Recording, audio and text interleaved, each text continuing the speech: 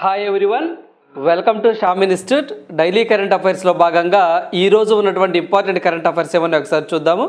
So first one చూసినట్లయితే ముగిసిన జాతీయ క్రీడలు అని చెప్పేసి న్యూస్ రావడం జరిగిందండి. సో ఇవి మనం స్పోర్ట్స్కి సంబంధించి ఇటీవల కాలంలో స్పోర్ట్స్ గురించి ఎక్కువగా అడుగుతున్న సందర్భాలు ఉన్నాయండి. సో మనకి ఇటీవల కాలంలోనే 37వ జాతీయ క్రీడలు అని చెప్పేసి గోవాలో ప్రారంభించారని చెప్పేసి మనం కరెంట్ అఫైర్స్లో చదువుకున్నాం. సో ఆ క్రీడలు అనేవి నిన్నటితో ముగియటం జరిగిందండి. మరి దీనికి సంబంధించి ఎక్కువగా ఏ మెడల్స్ అంటే ఏ స్టేట్కి ఎన్ని టేబుల్ అంటే మనకి టేబుల్ పరంగా చూసుకున్నట్లయితే అంటే మనకి సిల్వర్ ఎన్ని, బ్రాంజ్ ఎన్ని, మెడల్ ఎన్ని. సో ఇలా మెడల్స్ పరంగా చూసినట్లయితే సో ఏ రాష్ట్రానికి ఎక్కువగా వచ్చాయి ఏంటి, ఆంధ్రప్రదేశ్ యొక్క పొజిషన్ ఏంటి అంటే ర్యాంక్ ఏంటి, తెలంగాణకు సంబంధించి ఎన్నో ర్యాంక్ వచ్చింది, ఇలాంటివి ఎగ్జామ్లు అడగడానికి ఆస్కారం ఎక్కువగా ఉంటుంది. సో ఇది మనం చూసినట్లయితే ఏపీకి 19, తెలంగాణకు 22వ స్థానం రావడం జరిగిందండి. సో గోవాలో జరిగిన ఈ యొక్క స్పోర్ట్స్ అనేవి ఇవి 37వ జాతీయ క్రీడలు అని చెప్పేసి మనం డిస్కస్ చేయడం జరిగిందండి. వీటికి సంబంధించి ప్రారంభంలో మనం డిస్కస్ చేసామండి. ఈ యొక్క జాతీయ క్రీడలు అనేవి 37 అని చెప్పేసి ఈ యొక్క క్రీడల్లోనే గట్కా అని చెప్పేసి ఒక క్రీడ అండి, పంజాబీకి సంబంధించింది. ఇది ఒక మార్షల్ ఆర్ట్, దాన్ని ఇంప్లిమెంట్ చేశాను, దాని యొక్క క్రీడను తీసుకొచ్చారు, ఇంప్లిమెంట్ చేశారు అని చెప్పేసి మనం డిస్కస్ చేసాం. అదేవిధంగా దీనికి సంబంధించి కూడా ఒక మోగా అనే ఒక మస్కట్ కూడా ఉంటుందని చెప్పేసి డిస్కస్ చేయడం జరిగిందండి. ఇవన్నీ కూడా మనం గతంలో డిస్కస్ చేసినవే. సో ఇప్పుడు మీకు గుర్తు చేసే ప్రయత్నం చేశాను. మరి దీనికి సంబంధించి ఇంకా మనం ఏం చూడొచ్చారంటే 37వ యొక్క స్పోర్ట్స్ అని చెప్పేసి అంటే 37వ ఎడిషన్ అని చెప్పేసి గోవాలో జరిగాయని చెప్పేసి, మోగా దాని యొక్క మస్కట్ అని, గట్కా అనేది ఒక మార్షల్ ఆర్ట్ అని పంజాబ్లో ఎక్కువగా పెర్ఫామ్ చేస్తూ ఉంటారని, దానిని ఈ సంవత్సరం ఇంప్లిమెంట్ చేయడం జరిగిందని అంటే స్పోర్ట్స్గా ఒక ఈవెంట్గా దీన్ని సెలెక్ట్ చేయడం జరిగిందని డిస్కస్ చేసాం. మరి ఏపీకి సంబంధించి మనము ఏపీ వచ్చేసరికి 19వ స్థానంలో ఉంది అన్నాం.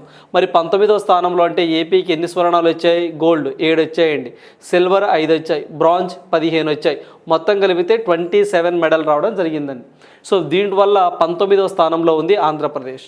అదేవిధంగా తెలంగాణ విషయం తీసుకున్నట్లయితే తెలంగాణ 4 గోల్డ్, 10 సిల్వర్, 11 బ్రాంజ్, ఓవరాల్గా 25 రావడం జరిగిందండి. సో మొత్తం టోటల్గా 25 మెడల్స్ రావడం జరిగింది. దీంతో 22వ స్థానంలో ఉంది తెలంగాణ. సో ఆంధ్ర తెలంగాణ రెండు గుర్తుంచుకోవాల్సిందే. పర్టికులర్గా తెలంగాణకు సంబంధించి తెలంగాణ ఆస్పిరెంట్స్ గోల్డ్ ఎన్ని, సిల్వర్ ఎన్ని, బ్రాంజ్ ఎన్ని, ఆంధ్రప్రదేశ్కి సంబంధించిన అభ్యర్థులు కూడా ఖచ్చితంగా గోల్డ్ ఎన్ని, సిల్వర్ ఎన్ని, బ్రాంజ్ ఎన్ని, టోటల్గా ఎన్ని. సో అన్నీ గుర్తుంచుకోవాల్సిందే. అదేవిధంగా మనకి ఈ యొక్క జాతీయ క్రీడల్లో ముగింపులో సందర్భంగా అంటే ముగింపులో భాగంగా లాస్ట్ రోజు ముఖ్య అతిథిగా ఎవరు వచ్చేస్తారంటే మనకి జగదీప్ ధన్కడ్ గారు రావడం జరిగిందండి. సో ఈయన వైస్ ప్రెసిడెంట్ ఆఫ్ ఇండియా, మీ అందరికీ తెలిసిందే, రాజస్థాన్ రాష్ట్రానికి సంబంధించినటువంటి వ్యక్తి. సో ఇతను ముఖ్య అతిథిగా రావడం జరిగిందండి ముగింపు వేడుకలకు. మరి అదేవిధంగా ఇప్పుడు మనము ఇక్కడ ఒక టేబుల్ చూసినట్లయితే ఎప్పుడైనా సరే ఇలాంటివి టేబుల్ ఫార్మేట్లో గుర్తుంచుకోండి, ఈజీగా గుర్తుంటాయి. అంటే ఏ ఏ రాష్ట్రానికి సంబంధించి ఎన్ని గోల్డ్, ఎన్ని సిల్వరు, ఎన్ని బ్రాంజ్ మెడల్ వచ్చాయి, టోటల్గా ఎన్ని వచ్చాయి, ఇలా ఎగ్జామ్లో అడగడానికి ఆస్కారం ఎక్కువగా ఉంటుంది.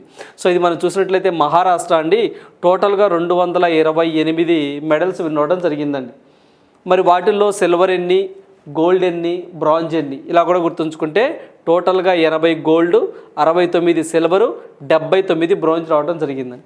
అదేవిధంగా సర్వీసెస్ అని చెప్పేసి సో ఇది దీంట్లో ఎంప్లాయీస్ ఎక్కువగా ఉంటారండి. ఇది ఒక జట్టు సర్వీసెస్ అని చెప్పేసి మొత్తం 126 పథకాలు రావడం జరిగిందండి. దీంట్లో 66 గోల్డ్, 27 సిల్వరు, 33 బ్రాంజ్గా ఉండడం జరిగింది. హర్యానా స్టేట్ చూసినట్లయితే ఓవరాల్గా 192 అండి, 192. దాంట్లో గోల్డ్ 62, సిల్వర్ 55, బ్రాంజ్ 75. తర్వాత మధ్యప్రదేశ్ అండి మొత్తము 112, 112. దీంట్లో 37 గోల్డ్, 36 సిల్వర్, 39 బ్రాంజ్ విన్ అవడం జరిగింది. ఖచ్చితంగా ఈ యొక్క టాప్ 4 ఎగ్జామ్ పాయింట్ ఆఫ్ వ్యూలో గుర్తుంచుకోవాలి. ఒక్కొక్క సందర్భంలో ఓన్లీ గోల్డ్ ఎన్ని అని చెప్పేసి అడుగుతారండి, ఓన్లీ గోల్డ్. సో ఆర్డర్లో పెట్టండి అని చెప్పేసి అడుగుతున్న సందర్భాలు ఉన్నాయి.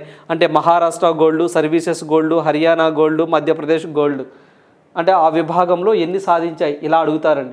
సో అందువల్ల ఈ ప్యాటర్న్ కూడా మనం గుర్తుంచుకోవాలి. సో చాలా ఇంపార్టెంట్. సో గోల్డ్ అనేవి ఇటీవల కాలంలో ఇట్లా అడుగుతున్న సందర్భాలు ఉన్నాయి. ఓవరాల్గా మనం గుర్తుంచుకోవాలి, ఇవి కూడా స్పెసిఫిక్గా గుర్తుంచుకోవాల్సిందే. సో ఎగ్జామినర్ ఎలా అడిగినా మనం ఆన్సర్ చేయడానికి ఆస్కారం ఉంటుంది. పర్టికులర్గా ఆంధ్ర అండ్ తెలంగాణ కూడా గుర్తుంచుకోండి. దాంతోపాటుగా ఈ యొక్క క్రీడలు ఎక్కడ జరిగిందంటే గోవాలో జరగడం జరిగింది, నిన్నటితో క్లోజ్ అవడం జరిగిందండి. సో మనము అంతకుముందు కూడా ఆసియన్ క్రీడలు అని చెప్పేసి చెప్పుకున్నామండి. జపాన్ మనకి చైనాలో జరిగినాయండి. సో నెక్స్ట్ ఇయర్ అనేది జపాన్లో జరగబోతున్నాయి. అంటే నెక్స్ట్ ఇయర్ మీన్స్ 4 yearsకి ఒకసారి జరుగుతూ ఉంటాయి కాబట్టి సో నెక్స్ట్ ఈవెంట్స్ అనేవి అంటే 20వ ఎడిషన్ అనేవి మనకి జపాన్లో జరుగుతాయి. మనకి మన రీసెంట్గా చైనాలో జరిగినాయండి. సో అవి ప్లస్ ఇవి ఖచ్చితంగా ఎగ్జామ్ పాయింట్ ఆఫ్ వ్యూలో రానున్న పోటీ పరీక్షలు అడగడానికి ఆస్కారం ఎక్కువగా ఉంటుందండి. సో ఖచ్చితంగా ఫోకస్ చేసి చదువుకోవాలి. రైట్. సో నెక్స్ట్ వన్ చూద్దాం. సో నెక్స్ట్ వన్ చూసినట్లయితే సీమ థర్మల్ విద్యుత్ కేంద్రానికి ఎంవీఆర్ పేరు అని చెప్పేసి న్యూస్ రావడం జరిగిందండి. సో ఇది ఇలాంటివి మనము నేమ్ చేంజెస్లో చదువుకుంటూ ఉంటామండి. సో ఇలాంటి ఒక ఇంటర్నేషనల్ ఎయిర్పోర్ట్కి పేరు మార్చినా, లేకపోతే ఏదైనా ఒక వీధికి పేరు పెట్టినా, లేకపోతే ఏదైనా ఒక స్థలానికి పేరు పెట్టినా, సో ఇలా పేరు పెట్టినప్పుడు లేదా ఏదైనా జిల్లాకు పేరు మార్చినా, ఇలా మార్చినప్పుడు మనము ఏమని పేరు పెట్టారు అని ఎగ్జామ్లో అడుగుతున్నారండి. సో అవి చదువుకోవాలి.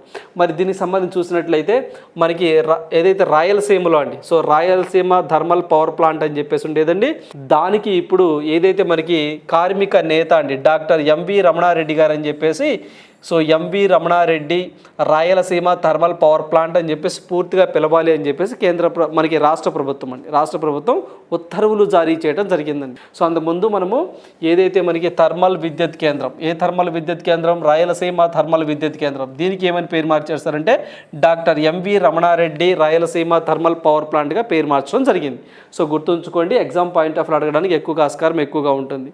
అదేవిధంగా మన ఆంధ్రప్రదేశ్లో మొత్తము 3 థర్మల్ పవర్ ప్లాంట్స్ ఉన్నాయండి. ఆ 3 ఇదొకటి ఏదైతే మనకి doctor MV Ramana Reddy Rayalaseema thermal power plant అని చెప్పేసి అంటాం. అదేవిధంగా మిగతావి 2 చూసుకున్నట్లయితే సో మనకి దామోదరం సంజీవయ్య థర్మల్ విద్యుత్ కేంద్రం అని చెప్పేసి నెల్లూరులో ఉంటుందండి. ఇది ఒకటి గుర్తుంచుకోండి.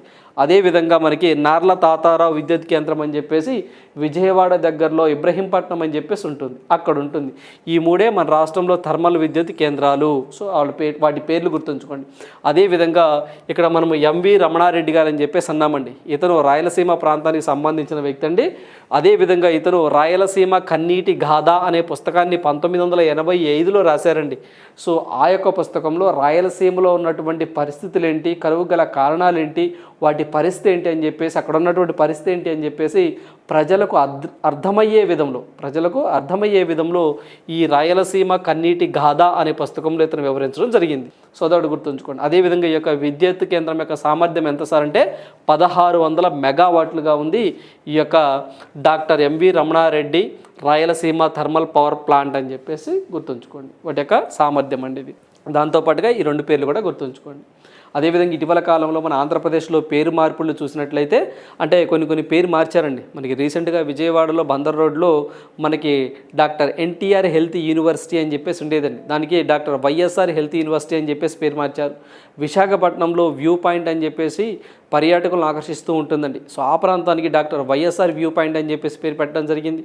అదేవిధంగా మనకి ఆంధ్రప్రదేశ్ శ్రీ రాఘవాచారి ప్రెస్ అకాడమీ పేరు కాస్త శ్రీ రాఘవాచారి మీడియా అకాడమీగా, ఆంధ్రప్రదేశ్ మీడియా అకాడమీగా పేరు మార్చడం జరిగింది. సో ఇలాంటివి పేరు మార్పులు అయినప్పుడు ఖచ్చితంగా మనం ఎగ్జామ్ పాయింట్ ఆఫ్ వ్యూలో ఏ పేరు పెట్టారు ఇటీవల కాలంలో అడుగుతూ ఉంటారు. సో వాటి మీద ఫోకస్ చేసి చదువుకోవాలి. రైట్. అలాగే ఇప్పుడు ఈ థర్మల్ పవర్ ప్లాంట్కి పేరు పెట్టారు ఎంవి రమణారెడ్డి. సో అక్కడ ఆ ఎంవి రమణారెడ్డి అనే వ్యక్తి సో అక్కడ ఒక కవిగాను ఒక సామాజిక వేత్తగాను రాయలసీమ ప్రాంతంలో గుర్తింపు పొందినటువంటి నేత. సో నెక్స్ట్ వన్ చూద్దాం. సో నెక్స్ట్ వన్ చూసినట్లయితే 65% రిజర్వేషన్లకు బీహార్ అసెంబ్లీ అని చెప్పేసి అంటున్నారండి. అంటే మనకి 65% రిజర్వేషన్లకు బీహార్ అసెంబ్లీ సమావేశము అంటే సో దీన్ని ఏదైతే ఈ యొక్క 60% రిజర్వేషన్లు ఇవ్వాలి అని చెప్పేసి అక్కడ అసెంబ్లీలో తీర్మానించడం జరిగిందండి. సో అంతకుముందు 50% ఉండేది రిజర్వేషన్ల శాతం ఆ రాష్ట్రంలో, ఇప్పుడు అవి 65%కి పెరగనున్నాయి. ఆ రాష్ట్ర అసెంబ్లీ నిన్న ముజువాణి ఓటుతో మనకి తీర్మానాన్ని పాస్ చేయడం జరిగిందండి. సో ఇది మనం చూసినట్లయితే ఆ రాష్ట్రంలో పర్టికులర్గా మనకి బీహార్కి సంబంధించి చూసినట్లయితే ఎస్సీ వారికి 16% రిజర్వేషన్ ఉందండి. అది కాస్త ఇప్పుడు 20% పెరగనున్నది. అదేవిధంగా ఎస్టీ వారికి 1% రిజర్వేషన్ ఉంది, అది 2%కి రానున్నది. అదేవిధంగా ఓబీసీ కానివ్వండి ఈబీసీ వీళ్ళిద్దరికీ అంతకుముందు 30% ఉండేదండి, ఇప్పుడు 43% కానున్నది అని చెప్పేసి న్యూస్ రావడం జరిగిందండి. అదేవిధంగా ఇటీవల కాలంలో బీహార్ అనగానే సో అక్కడ ఏదైతే మనకి టీచర్ పోస్టులు ఉంటాయో ఆ టీచర్ పోస్టులకు ఎవరైనా ఎలిజిబిలిటీయే, అంటే ఉన్న 28 రాష్ట్రాలు 8 కేంద్ర పాలిత ప్రాంతాలు ఏవైతే ఉంటాయో యూటీస్ సో వీటిలో ఉన్న అభ్యర్థులందరూ ఎలిజిబిలిటీయే, సో మీరు అక్కడ రాసుకోవచ్చు అని చెప్పేసి ఇటీవల కాలంలోనే బీహార్ వార్తల్లోకి రావడం జరిగిందండి. సో గుర్తుంచుకోండి. సో ఒక 2 days క్రితం కూడా మనకి నితీష్ కుమార్ గారు అండి, సో ఇతను కొన్ని మహిళల మీద వివాదాస్పదమైన వ్యాఖ్యలు కూడా చేశారు. మీరు కూడా దానికి సంబంధించి న్యూస్ వినే ఉంటారండి. సో ఏదైతే ఆ వివాదాస్పదమైన వ్యాఖ్యల మీద బీజేపీ వాళ్ళు తీవ్రంగా మండిపడడం జరిగింది. సో దాన్ని మేము ఖండిస్తున్నామని చెప్పేసి అన్న నెక్స్ట్ డేనే ఈ యొక్క డెసిషన్ తీసుకోవడం జరిగింది నితీష్ కుమార్ గారు. అదేవిధంగా మనకు రీసెంట్గా చూసినట్లయితే మల్టీ పవర్టీ డైమెన్షనల్ ఇండెక్స్ అని చెప్పేసి అంటాం, దాంట్లో కూడా బాగా పూర్ స్టేట్గా కూడా బీహార్ వార్తల్లో ఉంది. సో ఆ పాయింట్ కూడా గుర్తుంచుకోవాలండి. సో నెక్స్ట్ వన్ చూద్దాం. సో నెక్స్ట్ వన్ చూసినట్లయితే సిబిఐ స్వతంత్ర దర్యాప్తు సంస్థ అని చెప్పేసి మనకి ఇటీవల కాలంలో అండి వెస్ట్ బెంగాల్కి అండ్ కేంద్ర ప్రభుత్వానికి కొంత కోల్డ్ వార్ అనేది నడుస్తూ ఉందండి. సో మనది దీనిపైన కేంద్ర ప్రభుత్వం కానివ్వండి, సుప్రీంకోర్టు ఆఫ్ ఇండియా కానీ ఒక జడ్జిమెంట్ ఇవ్వడం జరిగిందండి. అంటే లైక్ మనకి కేంద్ర ప్రభుత్వం ఒక స్పష్టమైనటువంటి సంకేతాన్ని సుప్రీంకోర్టుకి చెప్పింది. సో సుప్రీంకోర్టు కూడా నేను ఏం చెప్పింది అంటే, సో ఈ యొక్క సిబిఐ అనేది అంటే సెంట్రల్ బ్యూరో ఆఫ్ ఇన్వెస్టిగేషన్ అనేది స్వతంత్ర వ్యవస్థగానే ఉండాలి అని చెప్పేసి సుప్రీంకోర్టు కూడా చెప్పింది. అయితే ఏంటి సార్ ఈ వివాదం అంటే, సో ఏదైనా ఒక రాష్ట్రానికి మరొక రాష్ట్రంతో కానీ కేంద్రంతో కానీ విభేదం వచ్చినప్పుడు, అంటే ఏదైనా ఒక విభేదం కానివ్వండి ఒక గొడవలాగా వచ్చినప్పుడు ఆర్టికల్ 131 అండి. సో మనకి ఆర్టికల్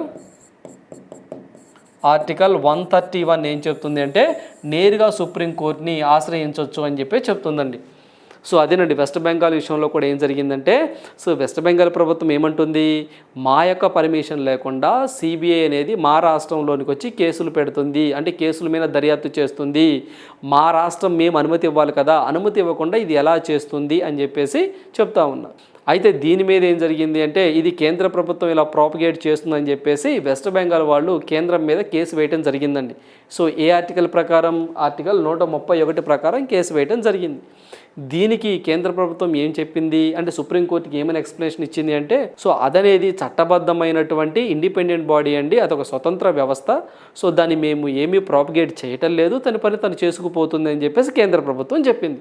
మరి తన పని తను చేసుకుంటూ పోతే మా రాష్ట్రంలో మా సమ్మతి లేకుండా సో అది ఎలా చేపడుతుంది మా రాష్ట్రంలో ఉన్నటువంటి కేసుల్ని అని చెప్పేసి మనకి వెస్ట్ బెంగాల్ అంటా ఉంది. సో దీని మీద కొంత కోల్డ్ వార్ నడుస్తూ ఉందండి. సో దీని మీద నిన్న వాదోపవాదాలను కూడా జరిగినాయి సుప్రీంకోర్టులో. సో అందువల్ల ఎగ్జామ్ పాయింట్ ఆఫ్ వ్యూలో గుర్తుంచుకోవాల్సిన మన పాయింట్ ఏంటంటే, ఆర్టికల్ 131 ఏం చెప్తుంది సార్ అంటే, ఏదైనా రాష్ట్రానికి మరొక రాష్ట్రంతో కానివ్వండి కేంద్ర ప్రభుత్వంతో కానివ్వండి విభేదాలు కానీ గొడవలు కానీ వస్తే మనం డైరెక్ట్గా సుప్రీంకోర్టుకు ఆశ్రయించవచ్చు అని చెప్పేసి ఆర్టికల్ తెలుపుతుంది సార్ అంటే, ఆర్టికల్ 131 తెలుపుతుందని చెప్పేసి గుర్తుంచుకోండి. అదేవిధంగా మనం సిబిఐ వార్తల్లోకి వచ్చింది కాబట్టి ఇటీవల కాలంలో సిబిఐకి సంబంధించినటువంటి డైరెక్టర్ అండ్ స్పెషల్ డైరెక్టర్ ఇద్దరు కూడా కొత్తగా రావడం జరిగిందండి. సో వాళ్ళ పేర్లు ఏంటని ఎగ్జామ్లో అడగొచ్చు. సో వాళ్ళ పేర్లు మనం చూద్దాం. సో మనకి సిబిఐ డైరెక్టర్గా మనకి ప్రవీణ్ సూద్ అనే వ్యక్తి రావడం జరిగిందండి.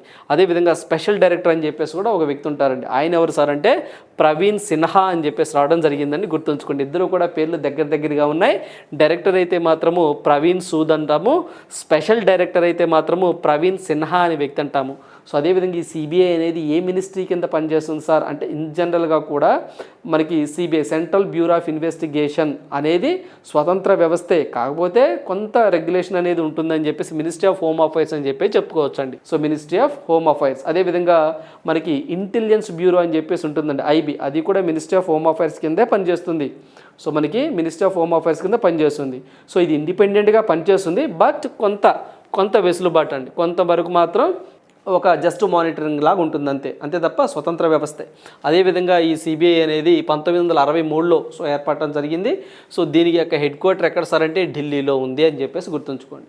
ఈ యొక్క ఏదైతే సిబిఐ కానివ్వండి, అదేవిధంగా ఐబీ ఇంటెలిజెన్స్ బ్యూరో కానివ్వండి, రా అని చెప్పేసి ఒకటి ఉంటుందండి, రీసెర్చ్ అండ్ అనాలసిస్ వింగ్ అని చెప్పేసి ఉంటుంది. అది కూడా అంతేనండి, ఇండిపెండెంట్ బాడీ, స్వతంత్ర వ్యవస్థ, ఎవరి కింద పనిచేయదు, డైరెక్ట్ పిఎంఓ ప్రైమ్ మినిస్టర్ ఆఫీస్కే రిపోర్ట్ చేస్తూ ఉంటుంది. అంటే విదేశాలలో ఉన్న గూఢాచారిగా పనిచేస్తూ ఉంటుంది. ఐబీఐ వచ్చేసరికి ఇంటెలిజెన్స్ బ్యూరో మన భారతదేశంలో పనిచేస్తూ ఉంటుంది.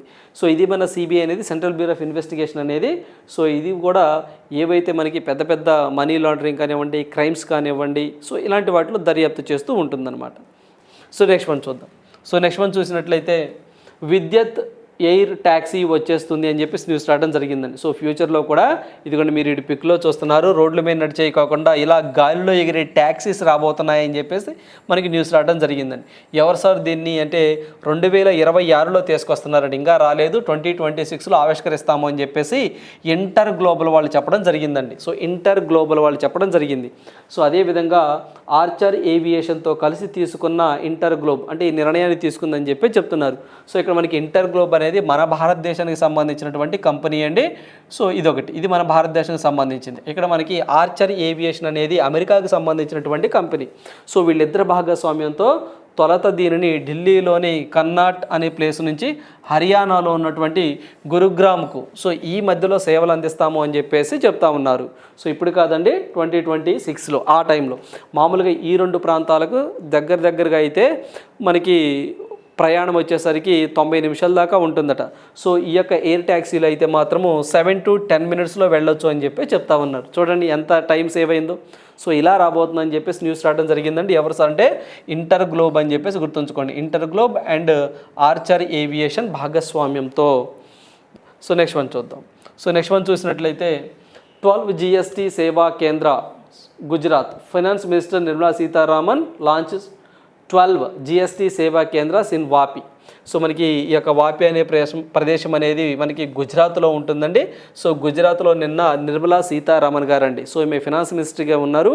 ఈమె ఒక 12 GST సేవా కేంద్రాస్ను ప్రారంభించారు అని చెప్పేసి రావడం జరిగిందండి. సో మనకి ఏదైతే ఈ యొక్క ఎందుకు సార్ ఈ యొక్క 12 GST సేవా కేంద్రాస్ అంటే మన భారతదేశంలో ఈజ్ ఆఫ్ డూయింగ్ అండి, సులభతర వాణిజ్యం అంటాం చూసామండి, దానిని ఎంకరేజ్మెంట్ చేయాలి అంటే ఖచ్చితంగా ఇలాంటి సేవా కేంద్రాలు ఉండాలి అని చెప్పి చెప్తున్నారు. అంటే ట్రాన్స్పరెన్సీగా ఉన్నప్పుడే బిజినెస్ అనేది బాగా చేస్తారు, ఇన్వెస్ట్మెంట్లు ఎక్కువగా వస్తాయని చెప్పేసి నిర్మలా సీతారామన్ గారు చెప్పడం జరిగింది. సో దీంట్లో భాగంగానే నిన్న ఆమె గుజరాత్లో ఉన్నటువంటి వాపి అనే ఒక ప్రాంతంలో 12 GST సేవా కేంద్రాలను ప్రారంభించడం జరిగింది. సో ఎగ్జామ్లో ఎక్కడ ప్రారంభించారు అని చెప్పేసి అడుగుతారు, లేకపోతే ఎన్ని ప్రారంభించారు అని చెప్పేసి అడుగుతారు, గుర్తుంచుకోండి.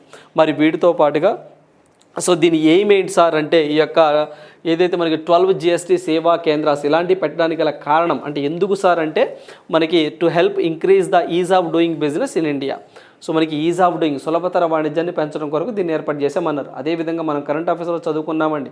సో ఈ యొక్క GSTని సో ప్రాపగేట్ చేయడం కోసం, ట్రాన్స్పరెన్సీ తీసుకురావడం కోసం, ప్రజల్లో అవేర్నెస్ని తీసుకురావడం కోసం కూడా ఇటీవల కాలంలో కేంద్ర ప్రభుత్వం పైలట్ బేసిస్ కింద ఒక స్కీమ్ని లాంచ్ చేయడం జరిగింది. ఏంటి సార్ ఆ స్కీమ్ అంటే సో మనకి మేరా బిల్ మేరా అధికార్ అని చెప్పి స్కీమ్ అని చెప్పేసి ఒక స్కీమ్ని పెట్టారండి.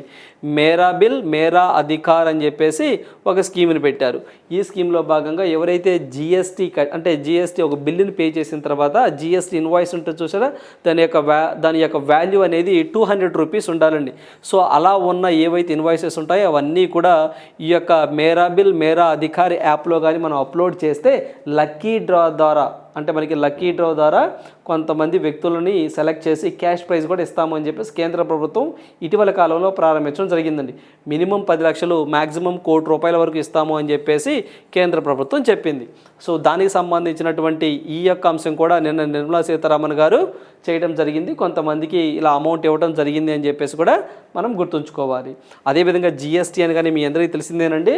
సో ఇది నవంబర్ కదండి, లాస్ట్ మంత్ కూడా GSTకి సంబంధించి మనం డిస్కస్ చేసామండి. అంటే లాస్ట్ మంత్లో GST కలెక్షన్స్ ఎంత వచ్చేసారంటే 1.72 లక్షల కోట్లు రావడం జరిగిందని చెప్పి డిస్కస్ చేసాం. సో GST వచ్చిన కాడి నుంచి హయ్యెస్ట్ వసూళ్ళు అండి. సో 1.87 లక్షల కోట్లు అండి. ఎప్పుడు సార్ ఇదంటే ఏప్రిల్ అండి. సో మనకి ఏప్రిల్ 2023 ఈ సంవత్సరమే ఏప్రిల్లో 2023లో 1.87 లక్షల కోట్ల GST వసూళ్ళు అయినాయి. ఇదేనండి ఇప్పటిదాకా GST చరిత్రలోనే. అంటే GST 2017 మనకి జూలై 1 నుంచి అమల్లోకి రావడం జరిగిందండి. అప్పటి నుంచి ఇప్పటి వరకు కూడా అంటే 2023 అక్టోబర్ వరకు కూడా హయ్యెస్ట్ వసూళ్ళు ఏ మంత్లో వచ్చేసారంటే సో మనకి ఏప్రిల్ 2023లో 1.87 లక్షల కోట్లు రావడం జరిగిందండి, 1.87 lakh crores. ఆ తర్వాత సెకండ్ హైయెస్ట్ ఎప్పుడు వచ్చేసారంటే లాస్ట్ మంత్ అండి. సో మనకి 2023 అక్టోబర్లో రావడం జరిగిందండి. ఎంత వచ్చినాయి సార్ అంటే అక్టోబర్లో 1.72 lakh crores అంటే 1.72 లక్షల కోట్లు రావడం జరిగిందండి. సో ఇది హయ్యెస్ట్, ఇది సెకండ్ హయ్యెస్ట్ అని చెప్పేసి గుర్తుంచుకోండి. జిఎస్టీ వచ్చింది కాబట్టి ఎగ్జామ్ పాయింట్ ఆఫ్ వ్యూలో ఇవి కూడా మనం గుర్తుంచుకోవాలి. దాంతోపాటుగా ఈ సేవా కేంద్రాస్ ఎందుకు, ఈజ్ ఆఫ్ డూయింగ్ బిజినెస్ను పెంచడం కోసం. సో ఇది ఒకటి గుర్తుంచుకోండి. అదేవిధంగా ఇక్కడ మేరా బిల్ మేరా అధికార్ అనే ఒక స్కీమ్ కూడా గుర్తుంచుకోండి. రైట్. సో నెక్స్ట్ వన్ చూద్దాం. సో నెక్స్ట్ వన్ చూసినట్లయితే మెగ్ లానింగ్ గుడ్ బాయ్. సో ఈమె ఆస్ట్రేలియాకి సంబంధించినటువంటి క్రికెట్కి సంబంధించినటువంటి మహిళ అండి. ఈమె రిటైర్మెంట్ ప్రకటించడం జరిగింది. సో ఇలాంటి వ్యక్తులు రిటైర్మెంట్ ప్రకటించినప్పుడు ఏ దేశానికి సంబంధించినటువంటి వ్యక్తులు, లేకపోతే వాళ్ళ యొక్క స్పోర్ట్ ఏంటి అంటే వాళ్ళ యొక్క క్రీడ అండి, వాళ్ళు ఏ ఆటకు సంబంధించినటువంటి వ్యక్తులు ఇలా అడుగుతారు. ఇలా అడిగినప్పుడు మనం చూసినట్లయితే సో ఈమె మెగ్ లానింగ్. సో ఈమె వచ్చేసరికి ఆస్ట్రేలియాకి సంబంధించిన ఆమె అండి, క్రికెట్కి సంబంధించిన ఆమె. సో ఈమె 7 ప్రపంచ కప్పుల టైటిల్స్లో భాగస్వామ్యంగా నిలిచిందని చెప్పేసి అంటున్నారు. చూడండి, సో అంటే చాలా తక్కువ ఏజ్లోనే ఈమె అరంగేట్రం చేయడం జరిగిందండి. కెప్టెన్సీ కూడా తీసుకోవడం జరిగింది. అయితే ఈ యొక్క మొత్తం 7 ప్రపంచ కప్ టైటిల్స్లో ఈమె కెప్టెన్గా ఉన్నప్పుడు సో 5 విన్ అవడం జరిగిందండి. 5 టైటిల్స్ కూడా విన్ అవడం జరిగింది. అదేవిధంగా ఈమె ఎప్పుడుసారి క్రికెట్లోకి అరంగేట్రం చేశారు అంటే 2010వ సంవత్సరంలో అరంగేట్రం చేయడం జరిగిందండి. ఫస్ట్ న్యూజిలాండ్ మీద ఆడారు ఈమె స్వతహాగా అయితే మాత్రం సింగపూర్ కంట్రీకి సంబంధించిన ఆమె. సో సెటిల్డ్ ఇన్ ఆస్ట్రేలియాలో అండి. అదేవిధంగా ఈమె మొత్తం 5 టైటిల్స్ అండి కెప్టెన్గా ఉండడం జరిగిందండి. ఇది కూడా డిస్కస్ చేసాం. అదేవిధంగా ఇక్కడ మీకు ఆల్రెడీ మనం డిస్కస్ చేసామండి కరెంట్ అఫైర్స్లో. ఈ వారంలో కొంతమంది వ్యక్తులు వార్తల్లోకి వచ్చారండి, స్పోర్ట్స్ వ్యక్తులు. వారు ఎవరో డిస్కస్ చేద్దాం. సో ఇక్కడ మనం చూస్తే సునీల్ నరైన్ అని చెప్పేసి ఒక వ్యక్తి రావడం జరిగిందండి. వెస్టిండీస్కి సంబంధించిన క్రికెటర్ అండి. సో ఇతను రిటైర్మెంట్ ప్రకటించారు అని చెప్పేసి మనం కరెంట్ అఫైర్స్లో డిస్కస్ చేసాం. ఒకసారి గుర్తు చేసే ప్రయత్నం చేశాను. మరొకటి చూసినట్లయితే ఏంజెలో మాథ్యూస్ అని చెప్పేసి శ్రీలంక క్రీడాకారుడు అండి. సో మొన్న బంగ్లాదేశ్ మీద వరల్డ్ కప్ మ్యాచ్లో టైమ్డ్ అవుట్ కింద అవుట్ అయినటువంటి వ్యక్తి అండి. సో ఇలా ఇంటర్నేషనల్ పరంగా మొట్టమొదటి వ్యక్తి ఈ యొక్క ఏంజెలో మాథ్యూస్. సో ఇతను టైమ్డ్ అవుట్లో వికెట్ కోల్పోవడం జరిగింది. సో అదొకటి డిస్కస్ చేసాం. అదేవిధంగా మనకి రియాన్ పరాగ్ అని చెప్పేసి సో ఇతను అస్సాం రాష్ట్రానికి సంబంధించి అస్సాంకి కెప్టెన్గా ఉండడం జరిగిందండి. సో దేశవాళీ క్రికెట్లో ఇతను 7 అర్ధ సెంచరీలు వరుసగా చేశారని చెప్పేసి మనం కరెంట్ అఫైర్స్లో డిస్కస్ చేసాం. సో ఈ ముగ్గురు పేర్లు కూడా ఈ 1 వీక్లోనే మనం వార్తల్లోకి రావడం జరిగిందండి. సో ఇవి కూడా మీకు గుర్తు చేసే ప్రయత్నం చేశాను. సో ఒకసారి 1-2 సార్లు ఇవన్నీ కూడా మనము రివిజన్ చేసుకుంటూ ఉండాలండి. ఒకసారి చదివితే మనము గుర్తుండదు మనకి. సో చదివింది 2-3 సార్లు చదువుతూ ఉంటే అలా గుర్తుండిపోతూ ఉంటుంది. సో వీటితో పాటుగా ఇప్పుడు మనకి మెగ్ లానింగ్ గారు రావడం జరిగింది. ఈమె ఆస్ట్రేలియాకి సంబంధించినటువంటి cricketer. Right. So next one చూద్దాం. Question for you. ఈ ప్రశ్న మీకోసమే. ఇది మనం చూస్తే ఫిఫా పురుషుల ఫుట్బాల్ ప్రపంచ కప్ 2034 ఎక్కడ జరగనున్నది అని చెప్పేసి అంటున్నారండి. సో ఫిఫాకి సంబంధించి పురుషుల ఫుట్బాల్ ప్రపంచ కప్ 2034 ఎక్కడ జరగనున్నది అంటే దట్ ఈజ్ సౌదీ అరేబియాలో జరగనున్నదండి. సో మనకి సౌదీ అరేబియాలో 2034 ఫుట్బాల్ ప్రపంచ కప్ జరగనున్నది. రైట్. సో ఇవ్వండి ఈ రోజునటువంటి ఇంపార్టెంట్ కరెంట్ అఫైర్స్. సో ప్రతి ఒక్క అభ్యర్థి కూడా అండి, సో ఎవరైతే గ్రూప్ 1 కానివ్వండి, గ్రూప్ 2 కానీ ప్రిపేర్ అవుతున్న అభ్యర్థులకు కూడా సో మిమ్మల్ని దృష్టిలో పెట్టుకొని కూడా ఇన్డెప్త్గా ఈ కరెంట్ అఫైర్స్ అందించడం జరుగుతుంది. సో ఖచ్చితంగా ఇలాంటి అవకాశాలను ఉపయోగించుకోండి. So thank you. All the best.